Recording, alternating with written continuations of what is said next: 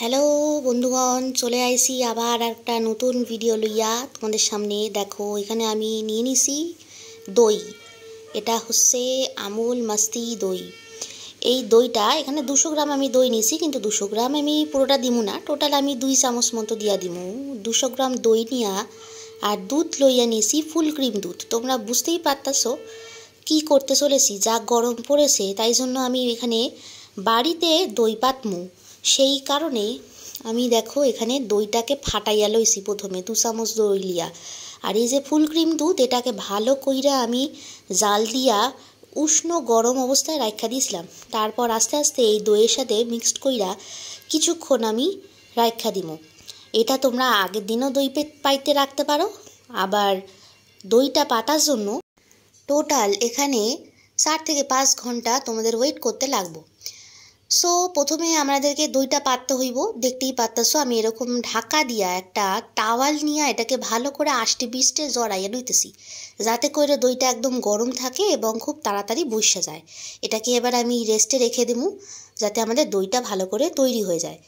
আর এইখানে আমি দই নিয়া বানামু হচ্ছে গিয়া শরবত, যা গরম পড়িছে। দেখতেই পারতাছো গরমে চোটে লোকে একেবারে অষ্টাগত হইতে গেছে। তো সেই লিগা আমি ঠিক করছি আজকে তোমাদের সাথে শরবতের রেসিপি শেয়ার করবো। শরবত ঠিক না, এটাকে কয় ঘোল। আজকে যে রেসিপিটা তোমাদের সাথে শেয়ার করবো সেটা হচ্ছে গন্ধরাজ ঘোল। তার জন্য দেখো এখানে আমি গন্ধরাজ লেবুখানে মাঝখান থেকে কাইটটা এরকম লেবুর যে খোসাটাকে এরকম ঘষাঘষি কইরা এটাকে বাইর কইরা নিতেছি, আর মাঝখান থেকে কাটতে হইব। আর এখানে ডেকোরেশনের লিগা আমি 2খান স্লাইস আগে থেকে রেডি কইরা রাখছি। আর এই যে দেখতে পাচ্তেছো এখানে আমি লেবুর জেসটা বাইর করে রাখছি, এটাও কিন্তু ডেকোরেশনের লিকা। আবার এই জেসটা আমি আবার যখন ঘোল করবো তখন মাঝখানে দিমু, সেটা তোমরা পরে দেখতে পারবে। তারপর চলে যাই পরবর্তী স্টেপে। এখানে দেখো একটা বড় বাটিতে এরকম দইটা নিয়ে নিছি। আমাদের দইটা কি সুন্দর পাতা হয়েছে দেখতে পারলে, একদম ঘন হইয়া গিয়া বৈশা গেছে, খুব সুন্দর হয়েছে। আর বাড়িতে দই তৈরি করার একটা বেনিফিট আছে, সেটা হচ্ছে একেবারে টক হয় না, কিন্তু খুব সুন্দর হয়। প্রথমে দইটা এরকমভাবে একটু ঝাঁকানাকা করে নিতে হইব, মানে হাতে ব্লেন্ডার থাকলে সেই ব্লেন্ডার দিয়ে দিতে হইব। তারপর পরিমাণ মতো দিতে হইব সুগার, মানে চিনি যারে কয়। চিনিটা তোমরা তোমাদের পছন্দ মতো দিবে। আমি এখানে টোটাল 5 গ্লাস শরবতের লিগা 10 চামচ চিনি দিছি, মানে 2 চামচ কইরা হিসাব মতো। তারপর এখানে দিমো হচ্ছে সিকানজি মশলা। এই মশলা তোমরা আগের রেসিপিতেও দেখতেছো। আর এখানে দিব হচ্ছে বিট নুন, মানে হচ্ছে যারে কয় রক সল্ট।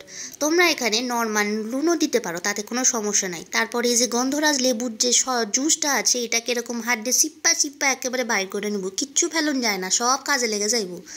বুঝতেই পারলা, দেখতেই পারতাছো আমি এখানে একেবারে গায়ের জোরে একেবারে কষলে লেবুর রসটাকে বাইর করতেছি। তা এই লেবুর রস কিন্তু এই গন্ধরাজ ঘোলের একদম প্রধান এবং মেন ইনগ্রিডিয়েন্টস যারে কয়। এইটা না হইলে কিন্তু আর এই গন্ধরাজ ঘোলের ফ্লেভারটাই আসবো না। তারপর দেখতেই পারলাম আমি লেবু জিসটাকে এরকম করে গ্রেট কইরা দিয়ে দিছি। তারপর এটাকে ঝাঁকানাকা কইরা ভালো কইরা একেবারে ব্লেন্ড কইরা নিতে হইব। তোমাদের কাছে হ্যান্ড ব্লেন্ডার থাকলে খুব সুবিধা হয়, আর যদি হ্যান্ড ব্লেন্ডার না থাকে কোনো সমস্যা নেই, ডাল ঘুটনি দিয়েও ঘুটাঘুটি করে দিতে পারো, তাতেও কোনো সমস্যা হইব না, ভালোই হইব। যাই হোক, আমার এই কাজটা করতে একটুখানি বেশ মজাই লাগতেছিল। আর আমার মা কইতেছিল তুই কী করতেছিস, তাড়াতাড়ি কর, কারণ খাইবার জন্য সব অপেক্ষা করে আসে আর কি। কারণ যা গরম পড়তেছে না, একেবারে গলা একেবারে শুকাইয়া গেছে। আর একেবারে সবার লাস্টে একেবারে মেপে টোটাল আমি এখানে 4 গ্লাস জল দিছি। এবার তোমরা কইবে 5 জন খাইবে এক্ষুনি বললে আবার 7 গ্লাস কেন জল দিছো? আরে ভাই, দইয়ের কোয়ান্টিটিটারও দেখতে হইব, সেটাও তো অ্যাড করতে হইব নাকি। তাই জন্য এখানে যদি তোমরা 5 গ্লাস করো তাহলে তোমাদের 4 গ্লাস জল দিতে হইব, সেই অনুযায়ী দইটা নিতে হইব। আর দেখো আমার একটু বেশিই পাকামো, সেই কারণে আমি এটাকে গ্লাসটারে ডেকোরেশনের জন্য প্রথমে লেবুর ওই জুসটা মাখাইয়ে নিয়েছিলাম, যেটার মধ্যে খোসাটার মধ্যে লাগা ছিল, যেইটুকুনি এক্সট্রা করে দেওয়ানোর কোনো প্রয়োজন নাই। যেটুকু খোসায় লাগা থাকবো সেইটুকু ডইলা নিলেই হইয়া যাইব। তারপর শিকানজিটার মধ্যে এটাকে চুবাইয়া নিতে হইব, তাহলেই দেখবে গ্লাসের মাথাখান একেবারে এরকম কালা কালা হইয়া যাবে। এবার ভাইবো না এটা একেবারে কিছু একটা নোংরা লাগেছিল, এটা একটু ডেকোরেশন কয়, এটারে এরকমভাবেও ডেকোরেশন করা যায় বাবু, দেখতেই পাচ্ছো। তারপরে দইয়ের ঘোলটা ঢাইলা দিয়া তার ওপর দিয়ে আবার সিকানজি আর এই যে আবার লেমন জেস্ট ছিল সেটাকে আবার দিয়া দিছি, যাতে একটা দেখতে সুন্দর হইয়া যায়। গন্ধরাজ ঘোল বইলা কথা। আর তার উপর দিয়ে টুকুস কইরা এরকম লেবুর স্লাইসটা কাইটটা এরকম বসায় নিলেই হইয়া যাবে একেবারে দেখতে সুন্দর গন্ধরাজ ঘোল। গরমকালে এরকম একটা ঘোল যদি দাও না কাউরে, সে একেবারে তৃপ্তি কইরা খাবো আর গলা ভিজাইয়া করবো বারে বা কী খাওয়াইলি রে, অসাধারণ। যাই হোক, আমি আজকে প্রথমে আমার বাপিকে দিই, তিনি খাইয়া কি কন আগে দেখি।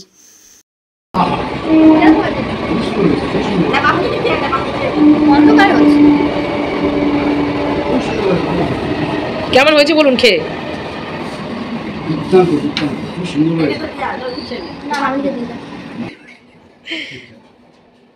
গরমের সময় হচ্ছে লস্যি।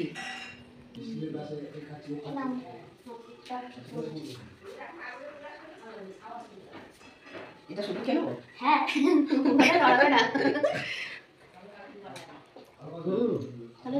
দারুণ হচ্ছে। গন্ধরাজের ফ্লেভারটা পাওয়া যাচ্ছে। হ্যাঁ, খুব সুন্দর হয়েছে। নুন মিষ্টি সব ঠিক আছে। লেবুটাকে চিবি চিবি খেয়ে নে।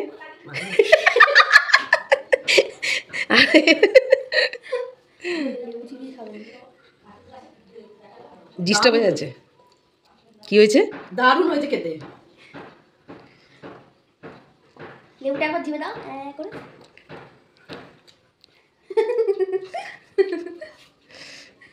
ওখানে জ্যাম্বুকেও দিয়েছি, জ্যাম্বু খালি গায়ে খাচ্ছে।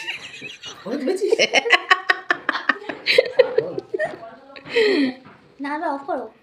দেখতেই পারলা আমাদের বাড়িতে কিন্তু সকলেই ঘোল খান একেবারে খুব পছন্দ হয়েছে, সবার খুব ভালো লেগেছে। আমারও কিন্তু এই ঘোল খান খুবই ভালো লাগে। তোমরা একবার বাড়িতে বানিয়ে রেসিপিটা ট্রাই করো, অবশ্যই ট্রাই কইরা আমাকে জানাইও কমেন্ট কইরা যে তোমাদের কেমন লাগলো। আরে যাইতাছো কই, আগে চ্যানেলটাকে সাবস্ক্রাইব করো, তারপর বাকি কথা কান বলতাছি। সাবস্ক্রাইব কইরা নিয়েছো নিশ্চয়ই, তারপরে যারা এতদিন সাবস্ক্রাইব করো নাই তারা অবশ্যই সাবস্ক্রাইব করে দিও। আর যারা ছিলে তাদের জন্য অসংখ্য ধন্যবাদ। এরকম আরও সুন্দর সুন্দর রেসিপি ভবিষ্যতে আসতে লাগবো, দেখতে থাকো আমার চ্যানেলটাকে। আর রেসিপিটা যদি ভালো লাগে তাহলে কিন্তু লাইক করতে ভুললে যেও না, লাইকটা একটা করে দিও। এবার দেখি আমার কেমন লাগলো খাইয়া।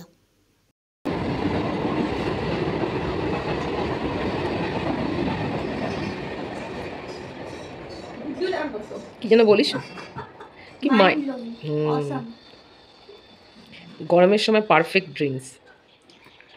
একেবারে জিঙ্কু না আমার রাজ্যের নাম প্রস্তুত করে আসাম। মণিপুর বলতে পারলি না, মিজোরাম বলতে পারলি না। অসাধারণ খেতে, তোমরা একবার খাইয়া দেখো, এরকমভাবে বানাও আর এনজয় দ্য সামার। ঠিক, তোমাদের সাথে দেখা হবে আবার পরের ভিডিওতে। টাটা।